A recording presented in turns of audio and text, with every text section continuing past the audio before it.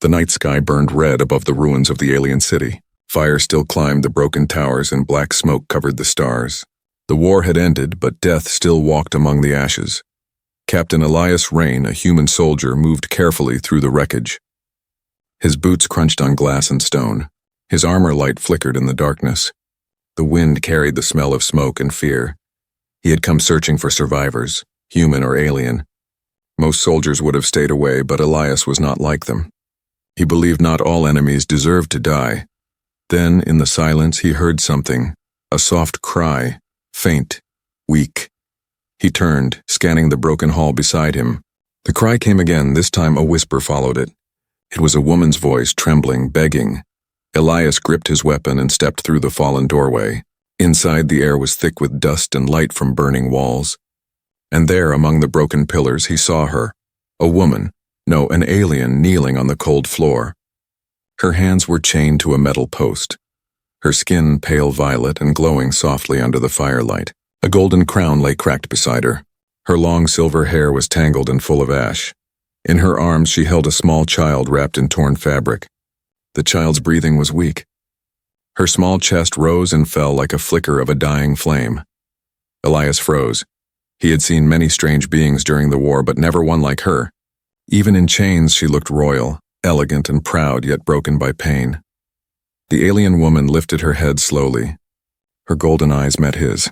For a long moment they just stared at each other. Then her lips parted and she whispered in broken English, "Please, don't kill my daughter." Her voice cracked. It was not the voice of an enemy. It was the voice of a mother. Elias lowered his weapon slightly. "Who are you?" he asked quietly. She looked down, her chains clinking softly. "I am Princess Ariel of Varen," she said. "But my people are gone, my world destroyed." He looked around the hall. The fallen soldiers, the burned banners, the silence that filled the air. "I can see that," he said softly. She bowed her head lower. "Please, help us." Elias hesitated. Helping her could mean death. Humans and Varen were enemies. Any soldier caught protecting an alien royal would be executed.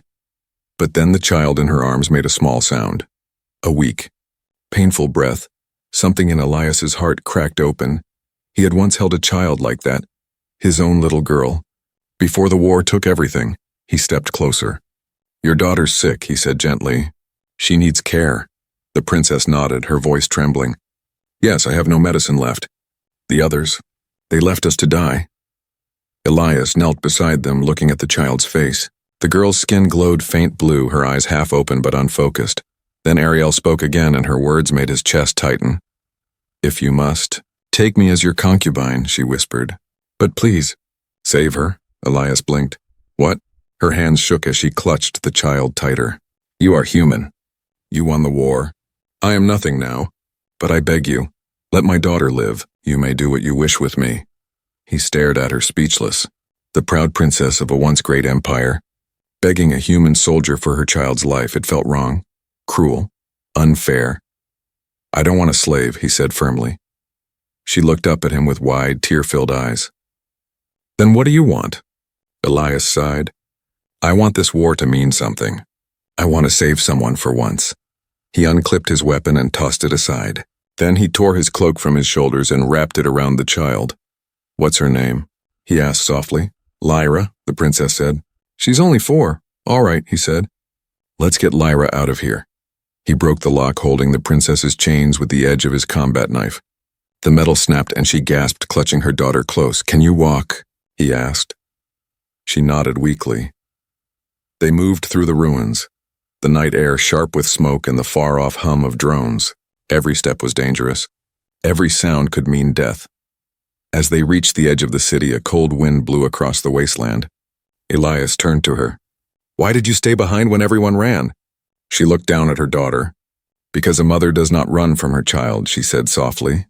Elias said nothing, but in that moment, he understood her more than any words could explain. They reached a hidden tunnel where his small transport waited. He opened the hatch and she stepped inside carefully, still holding Lyra. As he powered up the engines, the soft hum filled the air. Ariel looked at him, her golden eyes glowing faintly in the dark. "Thank you, human," she said. "You have given us hope again." He looked away. Hope's fragile, he said. Let's see if it survives the night. But high above them in orbit, an old war satellite blinked back to life, tracking the heat of their ship as it lifted off the ruined planet. The war was not done with them yet. The small shuttle shook as it entered the planet's thin atmosphere. Flames licked across the hull and alarms flashed red inside the cockpit. Elias gritted his teeth and held the controls steady. The princess sat behind him, clutching her daughter close. Is it supposed to sound like that? Ariel asked nervously, her voice trembling. It's fine, Elias said, though he wasn't sure. Old ship, old parts. But it'll hold. The engines coughed and spat smoke, but the shuttle finally leveled out. Below them, endless gray plains stretched like frozen seas, an abandoned mining zone far from any city or patrol route. Perfect for hiding. When they landed, the silence was heavy. Only the soft hum of the ship's cooling systems filled the air. Elias turned to the princess. We can stay here for now. There's a small outpost nearby. I can find food, maybe medicine. Ariel nodded, still holding Lyra. The little girl stirred weakly, her small hand brushing her mother's cheek. Mama, she whispered. Elias felt his chest tighten. She's burning up, he said. We need water and something for the fever. He opened a small survival case, pulling out a ration pack, a thermal blanket, and his last 2 water capsules. He handed them to Ariel. Use these. Keep her cool. Ariel looked at him silently for a moment, her golden eyes full of emotion. Why are you helping us? She finally asked. You could have left us there. Elias looked away. Because I couldn't, he said simply. Because once, someone left my family to die. I swore I'd never do the same. The princess lowered her gaze. Then your heart is stronger than most of your kind. He gave a small, tired smile. Don't count on it. Humans can be cruel too. Outside, the wind howled across the plains. Night had fallen again and the temperature dropped fast. The metal walls of the shuttle groaned under the cold. Elias adjusted the heating system and checked his scanner. No signs of movement. For now, they were safe. He glanced at the princess again. Her fine silver hair shimmered faintly under the light. She had covered her daughter with his cloak, keeping her warm. Yet she herself shivered, refusing to take comfort until the child was safe. You should rest, he said. You haven't slept in days. I will when she breathes easier, she replied softly. Elias nodded. He respected that kind of strength. He stepped outside for a moment, scanning the horizon. The red sky had faded to black, scattered with stars. Somewhere up there, human command satellites might still be active. Watching, listening. He clenched his fist. Helping an alien princess meant betrayal. If they found out, he'd be branded a traitor. But he couldn't undo what he'd already done. He had made his choice. When he returned inside, Ariel was humming softly to Lyra. The melody was strange and beautiful, like silver wind through glass. What song is that? Elias asked quietly. It's an old lullaby from Varen, she said. It tells of a light that never dies, even when the stars fade. He sat nearby listening. For the first time in months, the world felt calm. After a while, he spoke again. When the war started, did you ever meet a human before? Ariel shook her head. Only through screams and fire. Her voice trembled. We were told humans were monsters, destroyers. But now I see something else. Elias gave a faint chuckle. You're not wrong about the fire part. She smiled sadly. And we were not innocent either. My people believed we were born to rule the galaxy. We were wrong. Silence filled the shuttle again. Then suddenly the scanner beeped, faint but steady. Elias turned sharply toward the screen. A signal. Not close but moving. Maybe a patrol drone sweeping the area. His blood ran cold. We've been spotted, he muttered. Ariel stood quickly. What does that mean? It means we have to move now. He ran to the control panel, shutting down all power except life support. The lights went out, plunging the room into dim shadows. Elias opened a hidden compartment in the floor and pulled out a folded blanket and a metal box. Inside were 2 identity tags, human military ID chips. He removed one and slipped it into Ariel's hand. Keep this with you, he said. It'll mask your energy signature. If they scan, they'll think you're human. She stared at the chip. Why would you give me this? It's your life. He looked at her with a serious expression. Then I'm giving you my life. Because if they find you, they'll kill Lyra too. And I won't let that happen. For a moment, she just looked at him, silent, eyes wide with disbelief. Then slowly she nodded. Then I swear, she whispered, I will never forget what you have done. The drone passed overhead minutes later, its engines whining through the air. The ground trembled softly. Elias held his breath until the sound faded into the distance. Only then did he relax. He turned to Ariel. We'll move at dawn, he said quietly. North into the mountains. There's an old bunker there. They won't find us easily. The princess bowed her head. Then I'll follow you, Captain Elias Rain, wherever you lead. Her words were soft, but they carried a strange weight, like a vow. He nodded slowly. Then it settled. As the night grew colder, Elias sat near the entrance, weapon in hand, eyes scanning the darkness. Behind him, the alien princess and her child slept under his cloak. He looked at them once more, and for the first time in years, he whispered a promise. Not to his command, not to his world, but to himself. I'll keep you safe, he said quietly, no matter what it costs. Outside, far above the clouds, the satellite blinked again, marking their position. Somewhere an alert had already been sent, and far away, in the cold chambers of space, someone was already preparing to come for the princess, and the human who dared to protect her. The morning came cold and quiet. Frost glimmered on the shuttle's windows, and thin mist crawled across the ground. Elias woke first, his hand still resting on his rifle. His breath came out in small clouds. He turned and saw them. Ariel and her daughter sleeping close together beneath his cloak. The child's color looked better, her breathing steady. Ariel's arm was wrapped protectively around her, her face calm for the first time since he found her. Elias watched them for a moment. He didn't know why, but the sight made something deep inside him soften. Maybe it was the memory of his own family, his wife, his little girl, faces he had tried to forget. He shook the thought away and stood. They had to move. He stepped outside, scanning the horizon with his visor. The plain stretched endlessly, pale and dead, but far in the north a jagged line of mountains stood against the dawn light. That was their destination, cold, remote, and safe. When Ariel woke, she looked weaker but determined. How far? She asked quietly. 2 days on foot, Elias said, tightening the straps on his pack. 3 if we move slow, she nodded, adjusting her cloak. Then let's not waste time. Elias helped her climb down the ramp with Lyra in her arms. The air outside bit into their skin. The wind carried dust and the faint echo of machines far away. As they began walking, silence followed them, broken only by the crunch of boots and the hum of wind. Hours passed. The landscape was endless gray, dotted with the bones of war. Burned tanks, shattered drones, rusted weapons half buried in sand. Lyra stirred in her mother's arms and pointed weakly at the sky. Bird? She whispered. Elias looked up. A single drone circled far above, its metallic body shining faintly. His stomach twisted. Not a bird, he said softly. Keep your heads down. They moved faster, slipping between the wrecks for cover. Each shadow felt dangerous. Every gust of wind sounded like an engine. By the time the sun dipped low, they reached the edge of the frozen valley. Elias found the entrance to a collapsed bunker, half buried under snow and stone. He pushed the door open. It creaked loudly, but inside it was dry and hidden. This will do, he said. We'll rest here. Ariel placed Lyra down on a thermal blanket. The girl was exhausted, but smiled faintly when Elias handed her a small ration bar. Is it food? She asked softly. He nodded. Not good food, but yes. Lyra giggled quietly before falling asleep again. Ariel looked at him. You're kind to her. Humans are strange. Elias raised an eyebrow. Strange? Yes, she said. You fight so fiercely, destroy so much, yet still show mercy. He leaned against the wall, sighing. Mercy's all that's left when the killing stops. Ariel looked down. Your people won. What more do you want? He thought about it for a long moment before answering. Peace. But it seems peace cost more than war ever did. The silence between them deepened.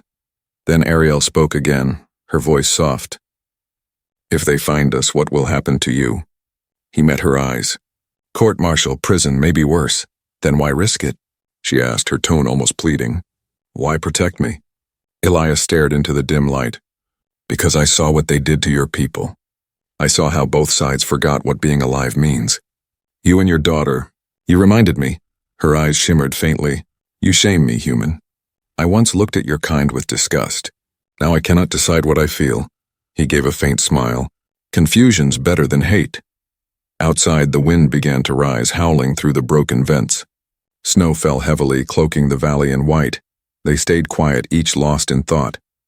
Suddenly, a sharp beep echoed from Elias's wrist scanner. He looked down. Movement south perimeter.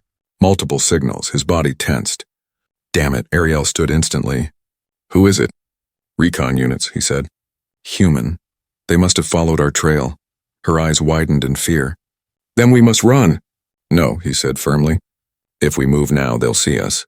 We stay and fight only if they get too close. He grabbed his rifle and switched off the safety. Ariel crouched beside Lyra, shielding her. Minutes dragged on like hours. The signals grew stronger, closer. Elias could hear faint footsteps crunching snow outside. He aimed his weapon at the doorway, heart pounding. Then, a flash of movement. A soldier in human armor stepped into view. Elias didn't hesitate. He fired once. The blast hit clean. The figure fell. Two more appeared, shouting. Bullets tore through the doorway. Sparks flew, Ariel cried out, holding Lyra tight. Elias rolled aside, returning fire. The bunker shook with sound. Stay down, he shouted. The firefight lasted less than a minute, but felt endless. When it was over, silence returned, broken only by the hum of wind again. Elias stepped outside carefully. 3 soldiers lay in the snow. Their insignia were human. His own side, he stared at them quietly. They weren't supposed to find us. Ariel stepped beside him, her eyes full of sorrow. You killed your own kind for us, he looked at her. They would have killed you first. She reached out, hesitated, then gently touched his shoulder. You are not like the others. He said nothing. The snow began to cover the fallen men. He turned back to her. We can't stay here. The signal will bring more. Then where will we go? She asked. Elias looked toward the distant peaks where faint lights blinked behind the storm. There's an old research station up there. It has supplies and communication gear. Ariel frowned. Communication? Won't that lead them to us? Maybe, he said. But it might also lead us to freedom. She looked at him long and hard, then nodded. Then I'll follow you again, human. Whatever it costs. Elias tightened his grip on his rifle and gave a quiet nod. Then let's make that cost worth something. As they walked into the blizzard, the snow swallowed their footprints. Behind them, the soldiers they left behind were already fading beneath the white. Ghosts of a war that refused to die. And high above, another satellite adjusted its orbit, locking onto their trail once more. The hunt was far from over. The blizzard never stopped. Snow came down in thick waves, swallowing sound and sight alike. Every gust of wind felt like knives cutting across the skin. Elias trudged forward through the white storm, his armor coated in frost. Behind him, Princess Ariel followed closely, her daughter wrapped tight in layers of fabric. Lyra's small face peeked out, pale but breathing. How much farther? Ariel shouted over the wind. Elias checked the scanner on his wrist. 5 miles. Maybe less, he answered. The signal says the station's still standing. They pressed on. The snow reached their knees now. The sky was dim, no sun, no color, just cold. Ariel's steps grew slower. Her strength was fading, yet she refused to let Elias carry Lyra for long. She'll think I'm weak, she said softly. Elias almost smiled through the frost. You're not weak. You're the toughest person I've ever met. Her golden eyes met his for a moment, just a moment, but there was warmth in them that the cold couldn't freeze. Then the scanner beeped sharply. Elias stopped. A red light flashed on the screen. Movement, but not human. He frowned. Damn it, they're not soldiers. What then? Ariel asked, clutching Lyra tighter. Hunters, Elias said grimly. Varen survivors. Your own people? Ariel's eyes widened. No, they wouldn't. They would, Elias interrupted. If they believe you betrayed them or if they want your throne. Before she could reply, a distant roar cut through the storm. Something mechanical, heavy engines slicing through the wind. Elias pushed Ariel down behind a ridge of ice.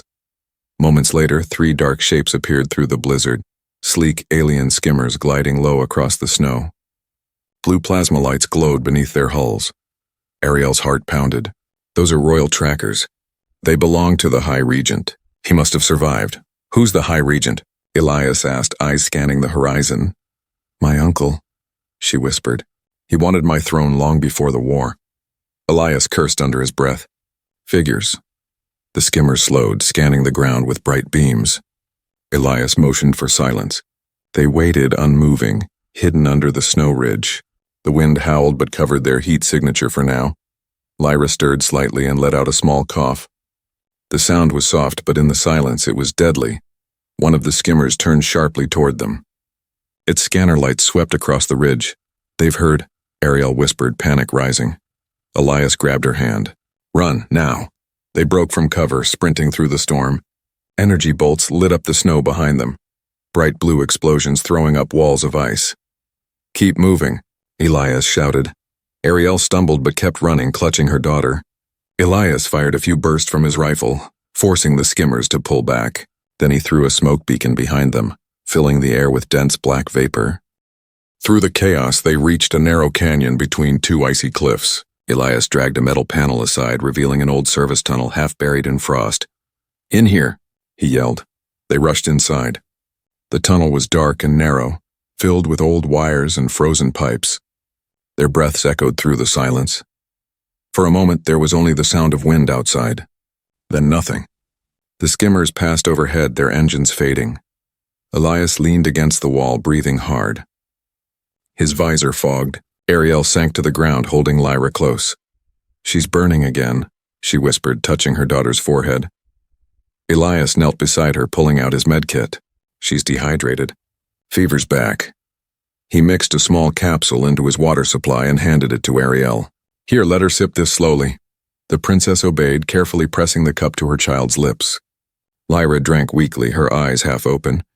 Elias watched them, guilt and anger twisting inside him. We can't keep running like this, he said quietly. She won't make another day in this cold. Ariel's hands trembled. Then what choice do we have? Elias looked down the tunnel. The station. If it still has power, I can reactivate its medcore. It might save her. Ariel's voice broke. You would risk yourself again for her? Elias looked at her firmly. For both of you. For a second, neither spoke. The silence between them felt heavy but not empty. Then he said softer, I made a promise, remember? Ariel's eyes shimmered. Yes, you said you'd keep us safe. No matter the cost, he gave a faint smile. Then I'm just keeping my word. Hours later, they reached the end of the tunnel. A faint metallic door stood frozen shut. Elias slammed his shoulder against it twice before it finally opened with a screech.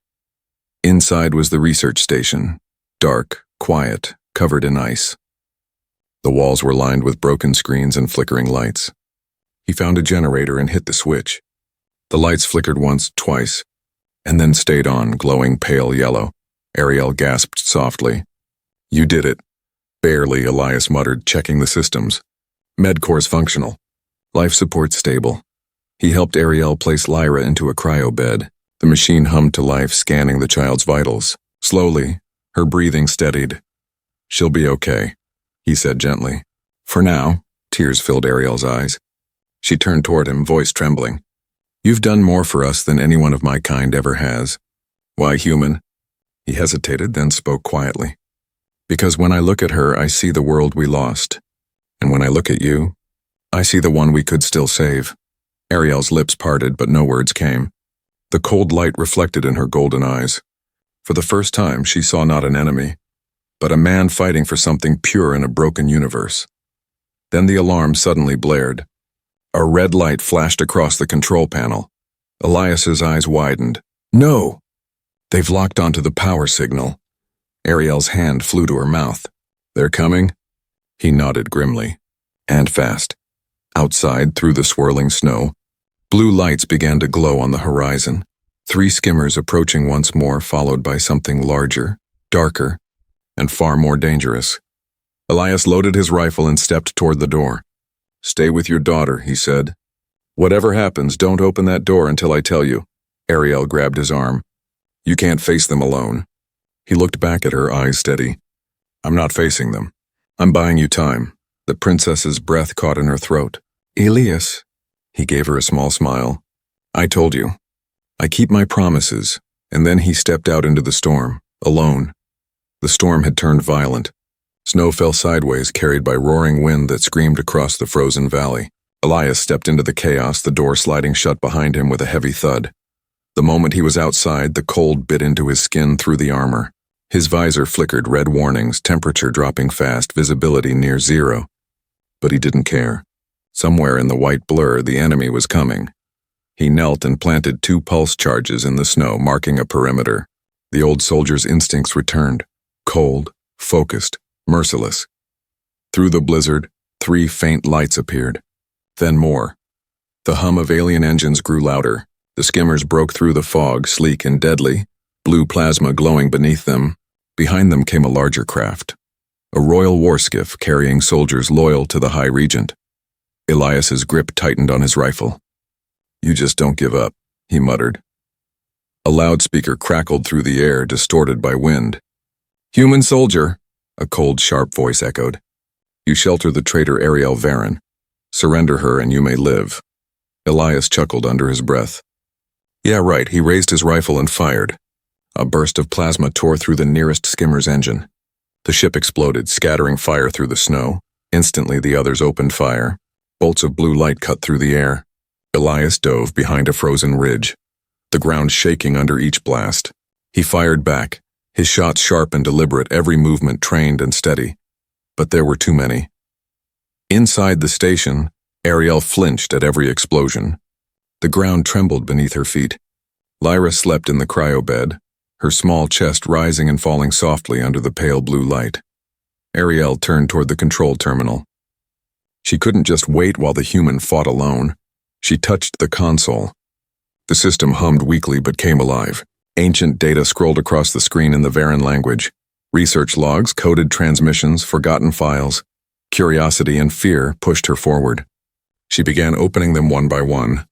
Then she froze. The logs weren't human, they were Varen command orders. And what she saw made her blood run cold. Initiate Operation Ashlight. Deploy experimental virus on human colonies. Estimated collateral, 98% extinction. Approved by the High Regent. Princess Ariel opposed, classified as liability. Her breath caught. "No," she whispered. "It wasn't humanity who began the final strike. It was us." Tears welled in her golden eyes. Her uncle, the man who now hunted her, had betrayed both species. He had framed humanity for the genocide to seize control. She clenched her fists. "Elias deserves to know." Outside, Elias fired his last shot. His rifle hissed and powered down. The remaining skimmers hovered closer, beams of light scanning the snow. His armor was scorched and blood stained his sleeve, but he still stood, defiant against the storm. The warskiff landed. Its ramp opened, revealing tall alien soldiers in silver armor. And between them, an older alien male with glowing red eyes and a regal robe, the High Regent himself. "So," the Regent's voice rang out, cold and cruel. "The human protector. You fight for a princess who will die anyway." Elias wiped blood from his lip. "Funny, I was about to say the same to you," the Regent sneered. "She was foolish to trust your kind. But she's not your concern anymore." He raised his hand. The soldiers aimed their plasma rifles. Elias pressed the detonator. The charges he had planted earlier exploded in a blinding flash. The ground erupted beneath the soldiers. The shockwave threw snow and metal into the air. Elias dove behind a ridge as fire engulfed the valley. When the smoke cleared, 2 skimmers were down, but the Regent still stood, protected by his shield. "You can't win, human," the Regent snarled. "You are alone." Elias rose slowly, gripping his knife now, eyes burning with determination. "Alone's how humans start every fight," he said. "But it's never how we finish," he charged. The Regent swung his plasma blade. Sparks flew as steel met energy. Elias ducked, rolled, and stabbed at the armor joints. The Regent roared in fury, striking him across the chest. Elias fell to his knees, gasping, but refused to stay down. Then, through the blizzard, came a sudden scream of engines. A second craft burst from beneath the ice, rising from a hidden shaft. The research station's emergency defense drone, activated by Ariel from inside. It fired a barrage of missiles. The explosion lit the sky like dawn. The Regent was thrown back, his shield shattering. Elias used the moment to strike, driving his blade through the Regent's armor. The alien gasped, blood glowing silver against the snow. "You can't stop." "The truth," he hissed. Elias pulled the knife free. "No," he said quietly, "but she will." The Regent collapsed. The storm swallowed his last breath. Elias fell to one knee, exhausted, the snow around him stained with blood and ash. He looked up toward the station's faint light in the distance and whispered, "Still alive. Good." Inside, Ariel watched the monitors, tears streaming down her face. She saw the signal fade. The battle was over. She ran outside despite the wind, her cloak whipping around her. When she found Elias, he was half buried in snow but still conscious, breathing heavily.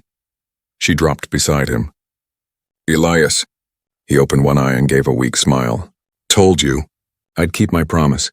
She touched his face gently, her tears freezing as they fell. "You saved us again.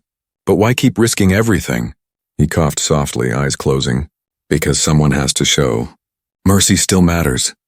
Ariel pressed her forehead to his, whispering through the storm, "Then by my crown and my blood I swear, you will not die in vain." She lifted her hand and the defense drone descended, opening its bay. She dragged Elias inside with all the strength she had left. As the hatch closed, the ship rose into the blizzard, leaving the burning valley behind. Below them, the body of the High Regent vanished beneath the snow, and above them the stars returned, faint and cold, like witnesses to a new beginning. The emergency craft rose through the snowstorm like a wounded bird struggling to reach the sky. Fire and smoke trailed behind it, cutting across the clouds. Inside, alarms blared, lights flickered, and the engines groaned under strain. Ariel sat beside Elias, holding his hand tightly. His armor was torn, his chest bleeding from the battle. The once fearless soldier now looked fragile, his breath shallow but steady. "Stay with me," she whispered. "Please, don't leave me now." Elias opened his eyes slowly. "Still not dead yet," he muttered, forcing a weak smile. "But this thing flies worse than I do." Ariel almost laughed through her tears. "Then maybe you should let a princess handle it." She moved to the controls. Despite her exhaustion, her hands were steady. The alien interface glowed beneath her touch. It recognized royal DNA. The engine stabilized with a low hum.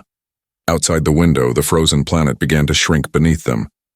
The endless white turned to blue clouds, then to the black sea of space. Stars shimmered all around, silent and endless. Elias turned his head weakly. "We made it?" "Yes," she said softly. "We're free for now." He tried to sit up but winced in pain. Ariel pressed him back gently. "Don't move. Your wounds are deep." "Just scratches," he said with a faint grin. "I've had worse." She looked at him seriously. "No, Elias, you nearly died saving me, saving us. You shouldn't joke about it." He gazed at her for a long moment. "If I can make you smile, it's worth it." Her heart tightened at his words. She didn't understand humans so reckless, so selfless, so strange. And yet this one had risked everything for her and her daughter. She brushed a lock of hair from his face. "You could have walked away that night," she whispered. "But you didn't." He looked at her with tired eyes. "I saw a mother and a child. That's all. War makes monsters out of good people. I didn't want to be one anymore." Silence filled the cabin for a moment, heavy but peaceful. Then the console beeped. A soft hologram appeared above the controls. Data logs she had copied from the research station before they escaped. Ariel frowned.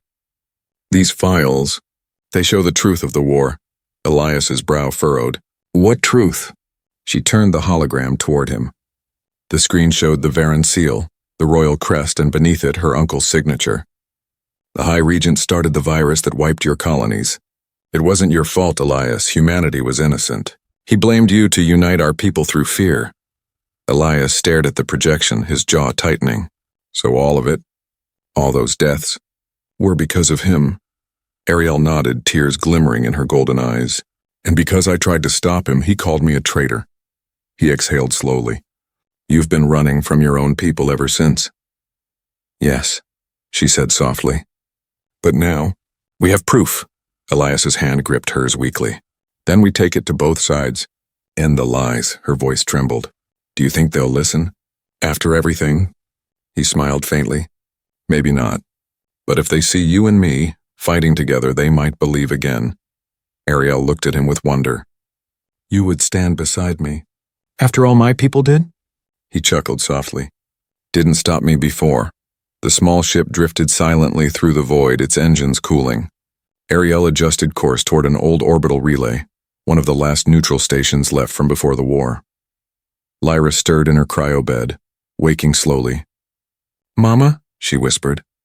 Ariel turned and smiled through her tears. It's all right, my light. We're safe. Elias lifted his hand slightly. Hey there, little one. Lyra blinked, then smiled weakly. You're the brave human. Elias laughed softly. Brave? Maybe foolish. Lyra's small fingers reached for his hand. Mama said humans break things. But you fixed us. Ariel's throat tightened at her daughter's words. She looked at Elias. Out of the mouths of children. Truth always sounds pure. He gave a faint grin. Smart kid. The ship approached the relay station, an enormous ring of metal drifting in silence. Its lights flickered faintly, old but functional. As they docked, Ariel helped Elias to his feet.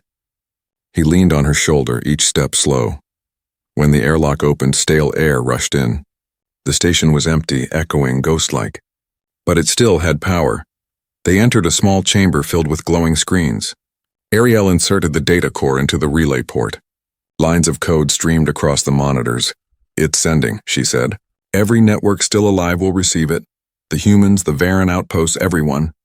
The truth will spread, Elias nodded weakly. Then maybe this war finally ends.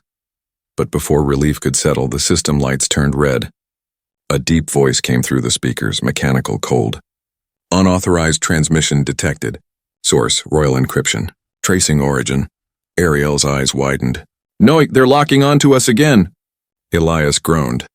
We can't fight another battle. She stared at the screen, determination burning in her eyes. Then we won't fight. We'll run, together.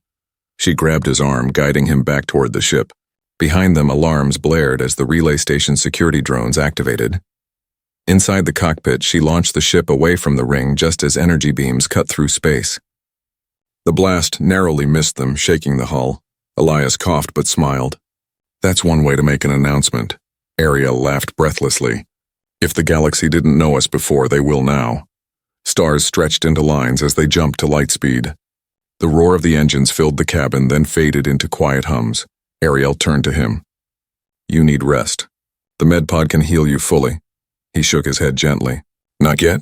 I want to see it. See what? He pointed out the viewport. Home, whatever comes next. Ariel followed his gaze. Ahead of them lay the shimmering blue curve of a distant world. Half human, half alien territory. A place neither side fully claimed. She took his hand, her voice barely a whisper. Then let's start again there. No empire. No soldiers, just people. He looked at her, tired but smiling. That sounds like peace.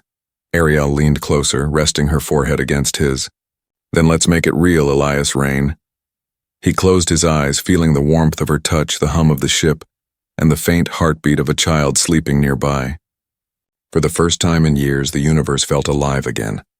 Outside, 2 suns rose over the edge of the new world, their light merging into one, and in that light, for the first time since the war began, hope returned.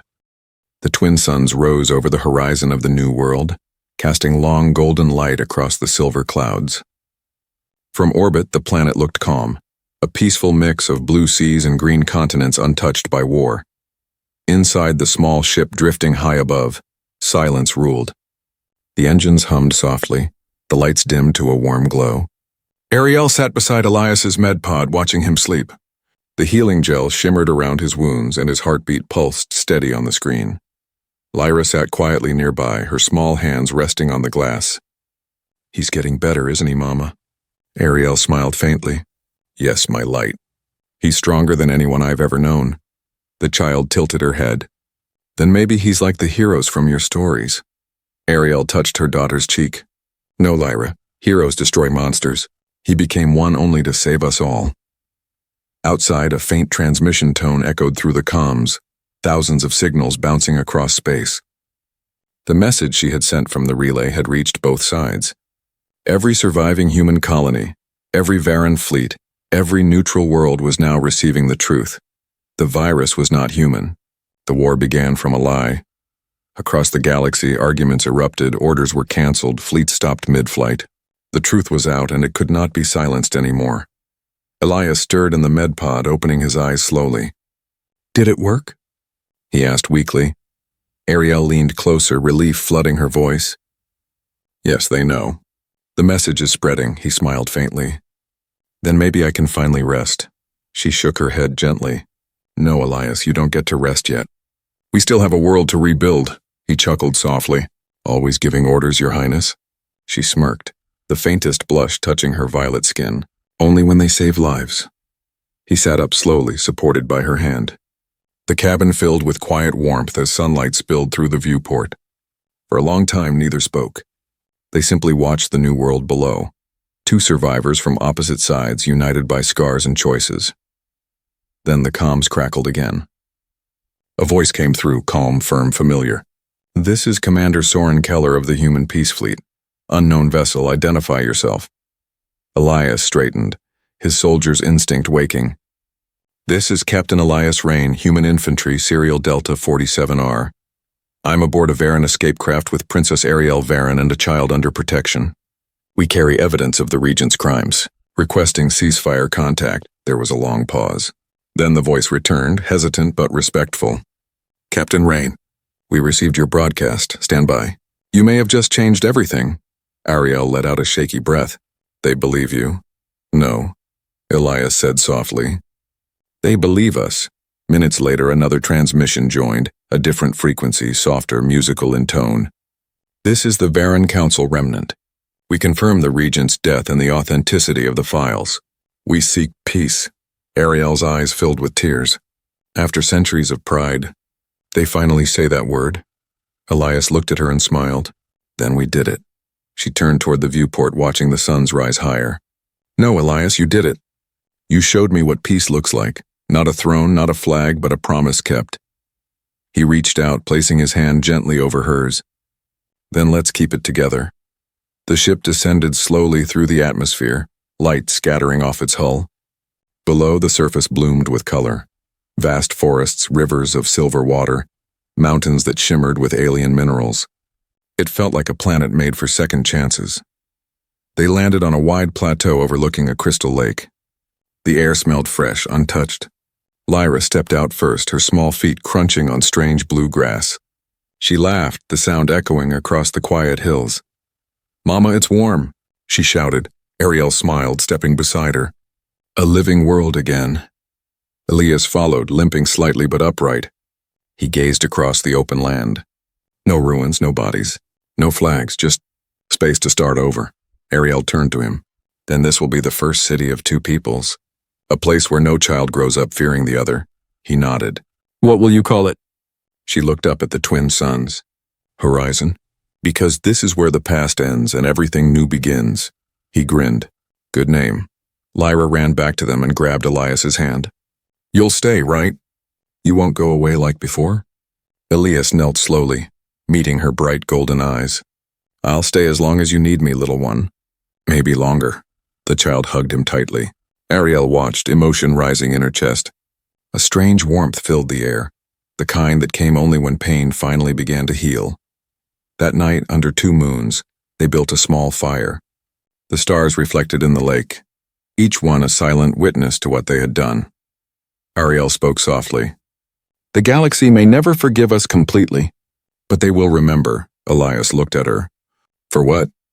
For proving that mercy can win where war fails. He smiled, watching the flames dance. Then maybe this is what humans were meant to do. Not conquer, not destroy, but remind others what it means to care. She reached for his hand across the firelight. And maybe this is what my people were meant to learn. They sat in silence, hand in hand, as Lyra slept beside them. The wind carried a soft melody through the valley, a mixture of human breath and alien air blending perfectly. Above them, messages continued to travel through space. Human ships lowering weapons, Varan fleets halting in orbit. The first Council of Peace was already being formed, and somewhere far away, two civilizations that once swore to destroy each other began to speak again, because of one soldier and one princess who chose compassion over vengeance. As dawn came again, Elias looked toward the light breaking over the mountains.